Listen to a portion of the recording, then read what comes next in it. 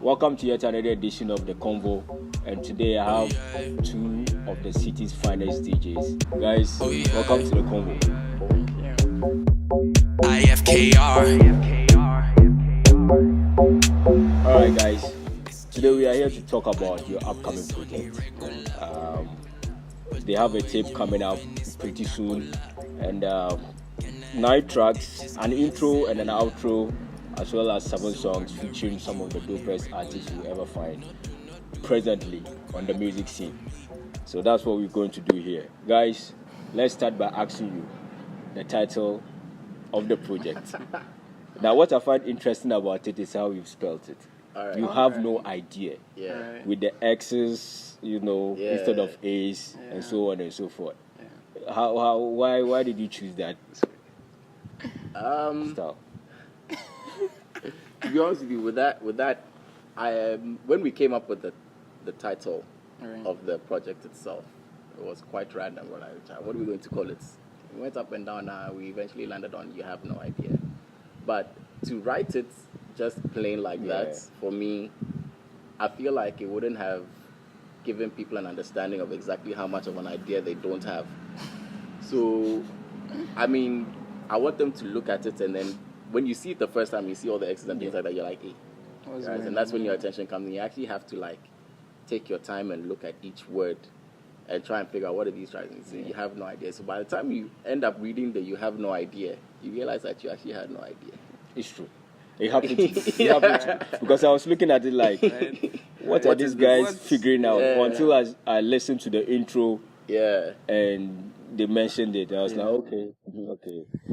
It's stylistic. I mean, why you have no idea? Why you have no idea? Why did you settle on the name? I think at the time we had just recorded, it was Omibono, right? Omibono was the first one to come out. Like, we sat down and we looked at it and we're like, what are we going to call this? And after settling on that name, I felt like it did suit what it was. Because regarding our scene and the kind of music that was blowing up at the time, and what our influences during that period, we were listening to a lot of house, a lot of EDM, a lot of electro house, a lot of techno, Diplo, Skrillex. It was a lot of that kind of music. And we were just thinking about how we were going to bring the sound to our people, how we're going to bring the sound to the Ghanaian market. And so, as to giving an idea, to put a title on that concept, that's what we felt suited it the most. Because if the project was going to have other records which are going to sound that way or be in that lane, that's what we felt was more appropriate. The other thing too was very random. I actually just recalled the conversation we're having because we eventually somehow landed on calling ourselves IFKR. Right. We'll come to that. Yeah. So when you get into the IFKR and you finally understand what IFKR stands for, then you look at IFKR, then you look at the title of the project and make the connections. So what is IFKR? I fucking know, right? Simply, it now makes sense. It now makes sense. I fucking know, right? Because I've been trying to decode the meaning. First, what I did was try to find out your names and see if there is any linkage to that. I didn't find any. So it kept, Franklin is there, the F is there, but still, it doesn't say anything. Now I know. And as DJs who've been playing, at events and across the city on a weekly basis, that is to put it that way. The genre of music that's popular right now, the dance music, the techno, the electric, the EDMs and so on and so forth, it's something that Ghanaians are waking up to it. Your experiences when you play those songs, the reaction, do you think it's something that is going to be a passing fad, or is something that is here to stay? That's a very interesting question, because it was one event that we did, which is actually what solidified, yes, we need to do this IFKR thing.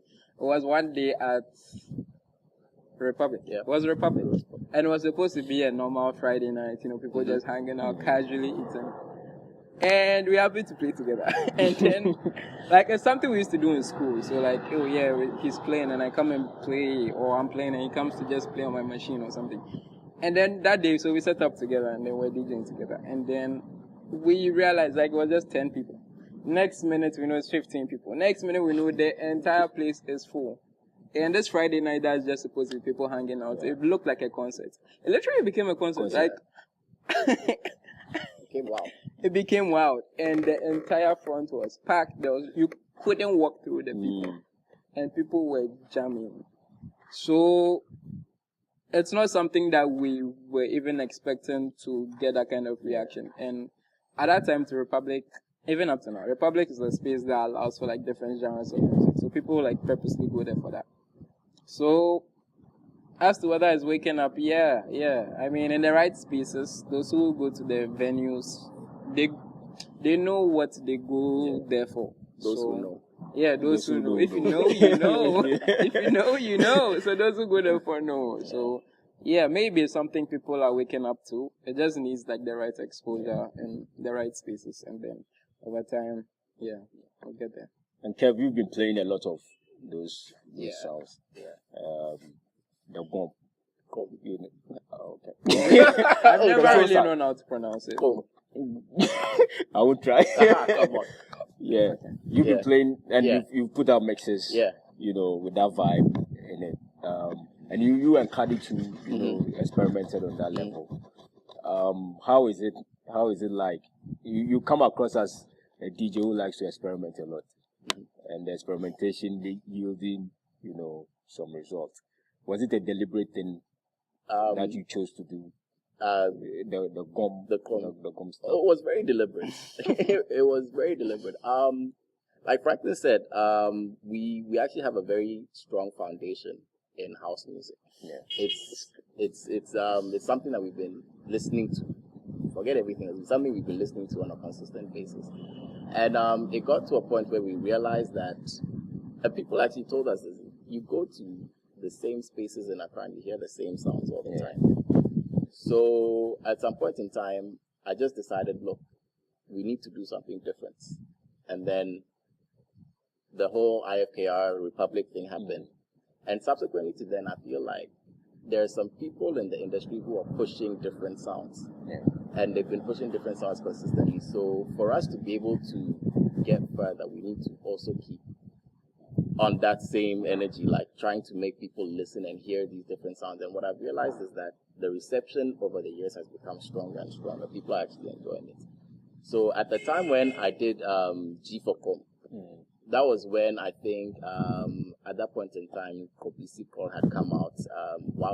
Wololo had come out, and it was getting a lot of attention, right? Yeah. So I was like, but these are just 2 tracks. So let me give something to people to give them a holistic idea of what the whole thing's about. So if you listen to G4Com, it starts with how South African house music, Afro house, was very electronic in the beginning, and it progresses into what we now know as pop. So that I planned and I sat down. Okay, I didn't sit down. I stood up behind my machine. I mixed it and I was like, this is good. And I put it out. And then Black Panther happened.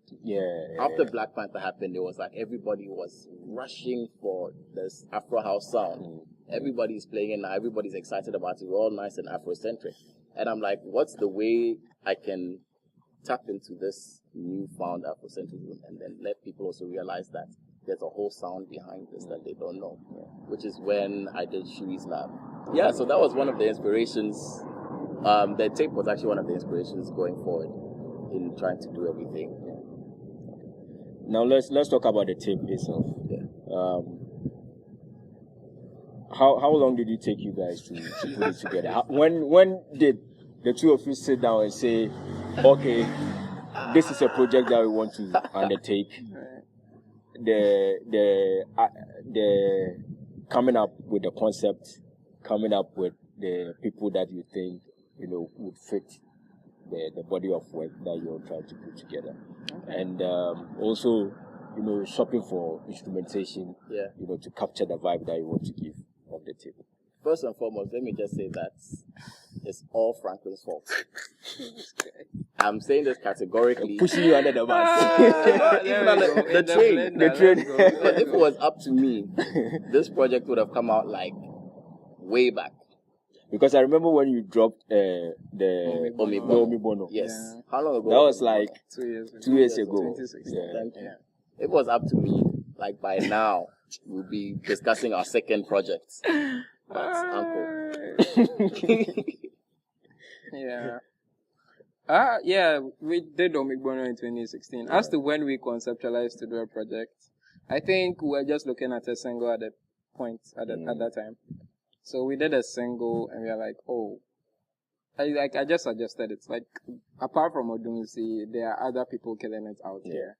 Why don't we try and put all of these people on instrumentation that's not pretty familiar to our scene, and let's see how they do. Yeah. Because we are trying to capture like the Afro sound and fuse it with, So, as to why it took so long, it was Franklin's fault.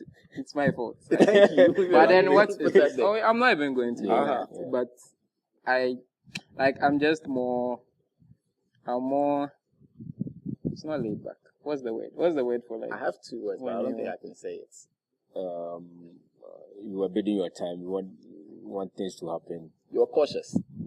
That's the thing. I'm just a little more cautious than Kev is. So Kev is like, it's ready, so let's go. Yeah, and I'm more like, okay, it's ready, but like, can we listen to it for like 2 weeks? No. This is literally what would happen, right? I know where it's coming from. F has been talking about people's music, online. Actually. So for him to bring something substandard, he fears the backlash. And I understand that, and I appreciate attention to detail, and I appreciate trying to put out something that's of high quality. Yeah.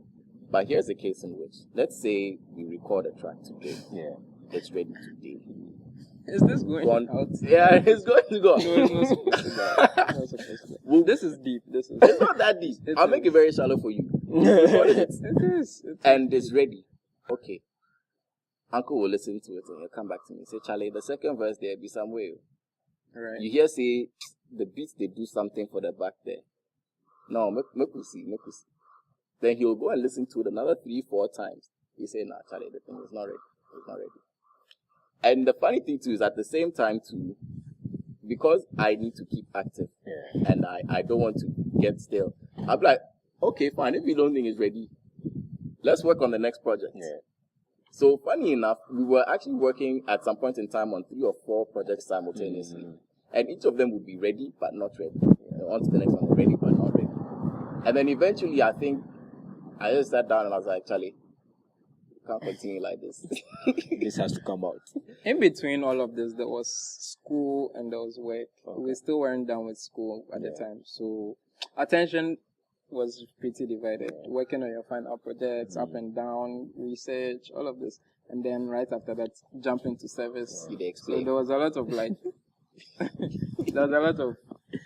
busy periods. So studio time, having to sit in the studio, having to do all of this, and it was a lot.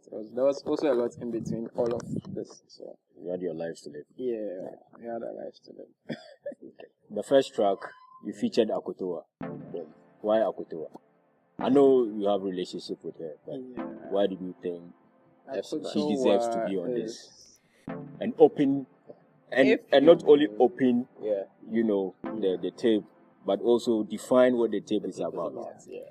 You are the storm coming to disrupt, the scene. See, I wasn't ready for those bars. I was not ready. To be honest with you, the directive we gave Akotoa was that, look, it's called You Have No Idea, right? So do something along those lines. I think until we listened to what she said, we didn't actually have a proper understanding of what this project meant in its entirety. So she defined it for you? I think I kind of gave her some guidelines about this is what it is in the project. We are trying to feature people who are so then you just come up with something. Yeah. And then she's like, I'll send you something. So, and they're like, I mean, if you've heard Solitaire, all of Solitaire, and you go back to it, and go back. You know that Kotoa is not here for the bullshit. No. At all. So I sent it to her and she's like, oh, okay, fine. So what she sent me, I was like, we're all pretty blown away by what it was. Hit up Edwin. Edwin laid this beat. It was just hard. So, and it worked pretty well. So, and I like she does really encapsulate the entire concept of the project so efficiently. She says everything that the project needs. So. We are the earthquake that is coming to seize the throne, to shake their foundations, and they don't even know. And I know you have Zipporah on Rain. Yeah. And that's to me one of the standout tracks, of the tape. And I'll be very surprised if this tape comes and people don't play. People don't fuck with it. They don't play this joint because it's incredible. Yeah. Her vocals absolutely phenomenal. Absolutely. And I've heard her on Search Records. Yeah, she's carving a niche for herself. Yeah. As the go-to Afro house songstress. So you putting her on, it's not much of a surprise. But I want to go beyond it and understand how it came about. Why Zipporah in the first place, and what you told her, regarding the song, the idea behind it, the choice of title. Was it up to her to decide on the title and what she's going to talk about on the song, or you gave them some directions as to what you want?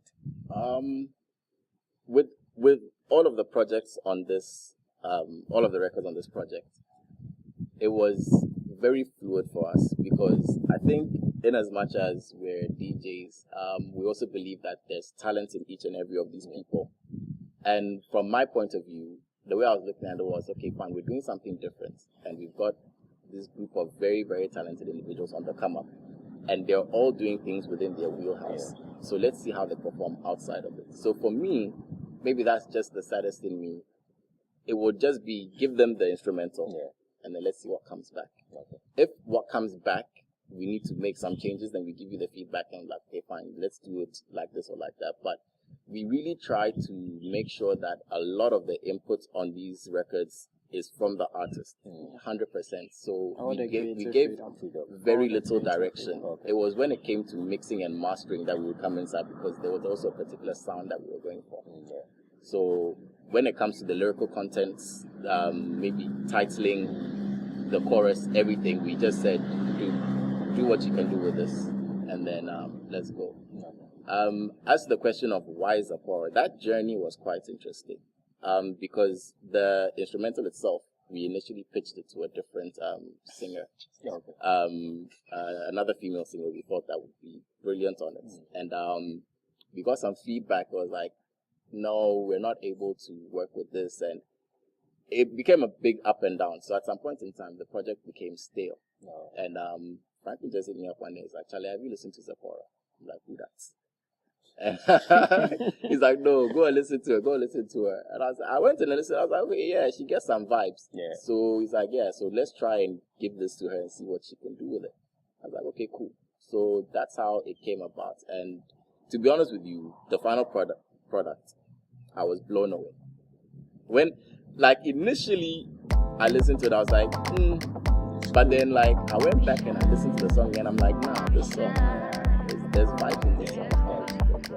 There's a lot of vibes. IFKR. Oh, you know I'm here for you. Forget your worries, don't be sad. Get your worries, don't be shy. Don't be sad. Don't be sad. Don't be sad. Just me. F told me about this tape. I think was it last year, if I'm not mistaken. Wow, last year. Was it? I've really been holding us back. Yeah. Somewhere last year. Yeah. Yeah, and like we were talking about stuff. Yeah. Then he mentioned it and said, you know, we've sent a piece to Ayat, but we are not too sure when the vocals will be coming and so on and so forth. Then he dropped them. Live it. Yeah, live it. Tell me about it. The thing where that was also a very interesting period because he was ready to work, sent it to him, he liked everything. So he had just traveled around that period. So that's where the problem was. He had just traveled. So I think he had trouble, like he had to settle down and find a studio he can work at. So there was all of that in between. So it was just like a lot of, I'm still trying to. So even at a point, I just told him that like, I don't want to give you pressure when you're ready. Because I believe in a lot of like when it's ready, it will come. So I was just like there randomly. Then my mail pop. vocals. Vocals just came in. That's literally what he sent on WhatsApp. That's exactly what it was. I gotta talk to you for a second, yeah. Okay, these rappers are my sons, Charlie. I give them the wave, Charlie. All these cats won't copy me, but when the big dog come, they describe Charlie. Yeah. Debbie, me make up my son. Trapping for too long. Those who know will know I've been the man. Debbie, me make up my son. Trapping for too long. Those who know will know I've been the man. I am the man. Debbie, me make up my son. All of that. When it's still back, when it's starting, mixed and mastered it, put everything together, and then it came out nicely. Yeah. For me, listen to the song. From the beginning, I was wondering, okay, when am I going to hear the trap, the Ayad zone? Yeah. When am I? Then, boom, it dropped. I was like, shit. Shout out to T'Challa. Shout out to T'Challa for that beat. Okay. Yeah, that beat was hard. That beat was hard. Shout out to T'Challa. The beat drop was nice. Bad decisions, cooler. Yeah. Bad decisions. He went in. That's Kevin. I mean, some of the things he spoke about are real life. Yeah. The anecdotes, of life and stuff like that. Yes, it hits me in my chest every time. He's attacking me all the time. Like all over the place.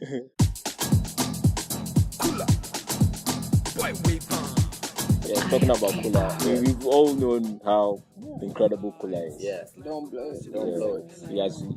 He's been entertaining us, mixing humor with, real facts of life and so on and so forth. Who thought he would be a good fit to be on this project? Was it me? I think who proposed it? Yeah, actually, yes. Him and I had been talking. We had listed him actually for Okay. one of the songs, Yeah. but we just weren't sure for which one was going to be on. We've been talking up and down about doing a project together, and as at that time, I had no idea what what I was No going pun to. intended. Yeah. No pun intended. And then I got this beat. Yeah. Actually, the beats I had for a while, and I was just going through instrumentals, and I was listening, and I heard this one, and I was like, this is hard. Because if you listen to the instrumental itself, like there's strength behind it, like, it's hard. Some energy. Yeah, if you it's play it, strong. like it'll hit you in your chest. It's strong. And I don't know why, but as soon as I heard it, I was like, nah, I have to send this to Kula. And I did immediately, and I think Kula was one of the people that I really enjoyed working with because I sent it to him and he was like, oh, okay, cool, Charlie, make a listen up. We went and listened, he was like, yeah, I can work with this. And then about like a week or so later, it's like, Charlie, it's done. Boom. Send it. And then he sent it to me and I listened, I passed it on to F and F was like, yeah, this is dope. Yeah. But he personally had an issue with the mixing and mastering. Oh, okay. So we had to go and mix and master it, and then now this is what we have. But yeah, Kula was just it was dope. Then I think I've heard you work with correct me if I'm wrong, Legacy and Hammer. Yes. Previously. Yes. On Do Something. Yes. Do Something. No, yeah, it was Do Something. It was Do Something. Yeah. You forgot yourself. I forgot. What I find interesting was how you paired. You didn't put them together again. That particular single. I was thinking probably was one of those songs that will be on the project. But it's not here. No. But the artists are here. Yeah. And you paired Hammer with Spacely on BMO. Yeah. And you know Spacely has his stuff, or he has his style. Hammer but you know the style fitted each other perfectly. The chemistry. The chemistry. Flawless. Yeah. Flawless. What made you do that? Because somebody might think, okay, why don't you've worked with them already, so why don't you put them together on 2.0 version? DaCNVO was also one of the first instrumentals we got, and we had pitched to Hammer. So Hammer had his verse down for a long time. Okay. And then whatever happened. Okay, so there's a long story.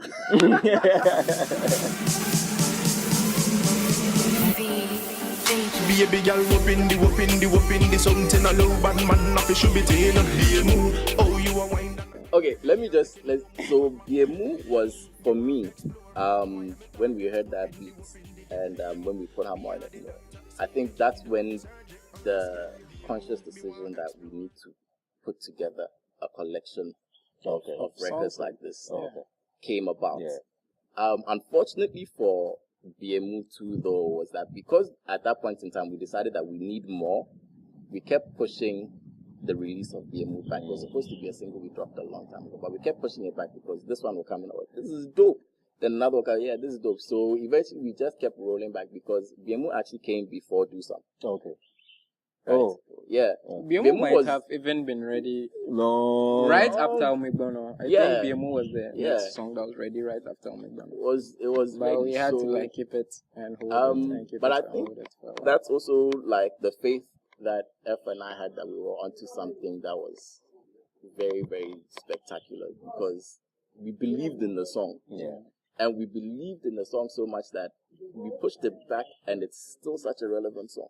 Yes. It's still such a relevant song. It's interesting that you still find it fresh. Yeah. You found it fresh for the first This is my time. first, And you still found it fresh. Interesting. It jumps at Very you. interesting. It's one of those songs that jumps at you. So putting Hammer on it, it was there already, and then eventually we got to the point whereby we were like, okay, fine, now we're ready to roll out with DaCNVO. Let's do something with it. Then we had some technical difficulties, and then F was like, okay, why don't we put Spacely on it? And I was like, okay, that might be interesting. And then Hammer actually reached out to Spacely and said, I have this project we're doing, and let's see what you can do with it. And when Spacely's verse came, then it was game over. That's when we knew the challenge. It's done. It's done. Material done. Dada. It's a bounce. A bounce was flawless. And Blue Tick. Yeah. Another song. Now I know a lot of people who go like, I can relate. 42 days. Yeah. Blue Tick. But no response. Yeah. Legacy and T-Flow.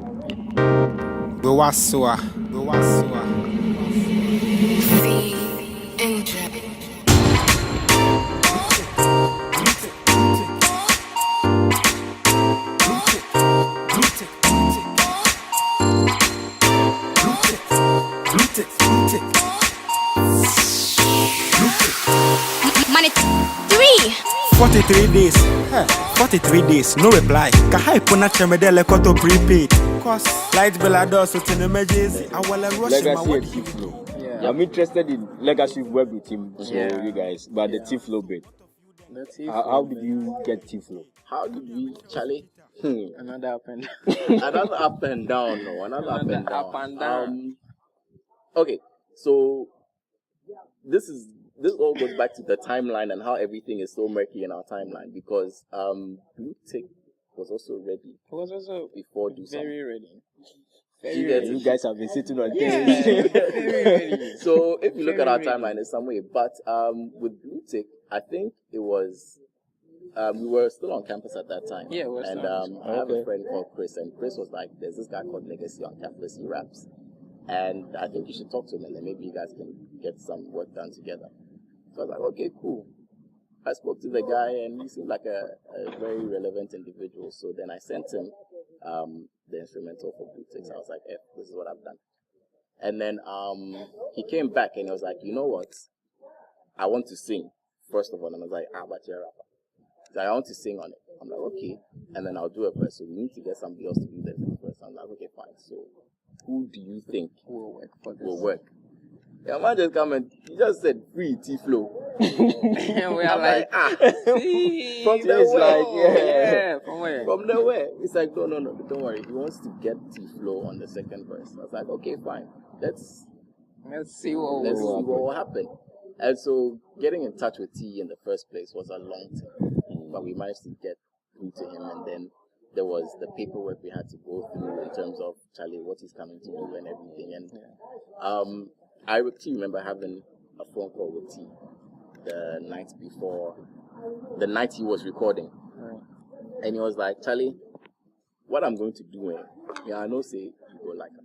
So just make sure that everything is ready.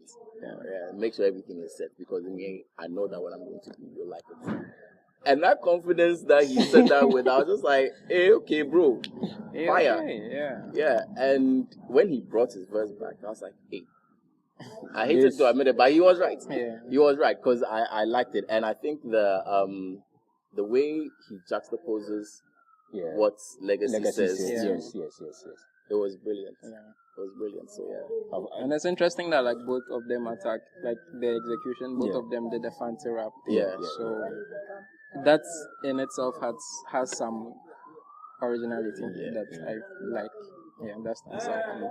And it's interesting that if you listen to this, you might think the two of them found themselves in the same studio. Yeah, it does sound like they recorded. Because this Legacy will do its bit and Flow will come in, continue very with it. seamless. You know, very seamless. The plane of stories that were shared. Very seamless. And just like what you've said, most of the tracks you send it to them, they bring their vocals back, which is not unusual, but for an entire project to go back and forth like that, to me, it sounds incredible. Yeah. And it also points to the fact that these artists know exactly what they know what they are about. And you guys also trusted them enough, we believed in them. you know, not to was be on their neck. We didn't have choice but to be in there, because none of us are lyricists. We're not lyricists. I mean, but you know music. We know good music. You know good music. Yeah, but Charlie, we had to pinpoint the people like Charlie. We have to trust these people. There were some projects that I was ready to pull out, frankly. So I was like, Charlie, I frustrate. But yeah. Do what you want. Right. Kev, F, how do you say do what you want in tree? A-M-O-D-A.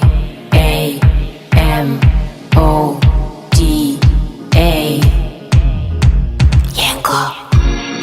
Hands in the air, the music's taking note. Feeling inspired, the price is high tonight. Do what you want. Fit into the whole. You have no idea. You have no idea. You know, and it speaks to being free. You know, believing in yourself, and doing whatever you think is good. That will send you. And it also denotes fearlessness. Yeah. Do you think that fearlessness is a good thing? It adds something to the whole millennial, vibe that we are all 105%. And do you also think giving people, that freedom to do and explore has a negative connotation or not? Like people take it too far and mess it up. Let me go first. Yeah, interesting. Like it's an interesting double-edged question that you asked. Like she knows herself, she the good pics. Me do me sola and up back, me come on the day. But some other one got she be too sick. Every day online, but she never go reply. She they give me blue tick.